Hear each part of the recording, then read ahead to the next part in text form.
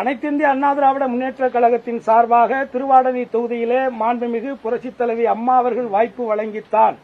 அம்மா அவர்கள் எனக்கு வாய்ப்பு வழங்கினார்கள். அன்றைக்கு அந்த வாய்ப்பை வழங்கியதற்கு முன்பாக என்னோடு பேச்சுவார்த்தை நடத்துவதற்கு அனுப்பப்பட்டவர்கள் இருவர். அதிலே ஒருவர் இன்றைக்கு எதிர்க்கட்சித் தலைவராக இருக்கக்கூடிய எடப்பாடி பழனிசாமி அவர்கள், மற்றொருவர் ஒரத்தநாடு அண்ணன் வைத்தியலிங்கம் அவர்கள். இந்த இருவரும் தான் அன்றைக்கு அம்மா சார்பாக எனக்கு சீட்டு வழங்குவதற்கு அம்மா சார்பாக என்னை ஒரு ஓட்டலிலே சந்தித்து இறுதி பேச்சுவார்த்தை நடத்தினார்கள்.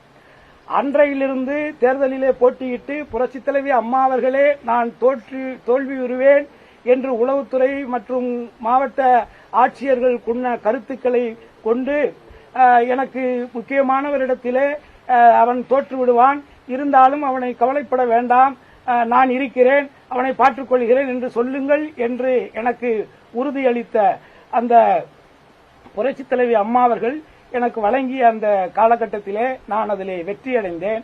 ஆகவே நான் இரட்டை இலையின் மூலமாக வெற்றி பெற்று இந்த மக்களிடத்திலே என்னுடைய முக்குளத்தோர் புலிப்படை சார்பாக, குறிப்பாக இந்த முக்குளத்தோர் சமுதாயத்திலே எத்தனையோ அமைப்புகளும் கட்சிகளும் இருந்தாலும் கூட கடந்த 40 ஆண்டுகளிலே அந்த முக்குளத்தோர் சார்பாக ஒரு வாய்ப்பை பெற்று அதன் மூலமாக அனைத்து சமுதாய மக்களிடத்திலே வாக்குகளை பெற்று வெற்றி பெற்ற ஒரு நபராக என்னை இந்த அரசியலுக்கு அடையாளம் காட்டியது அம்மாதான் என்பதிலே மாற்று கருத்தில்லை.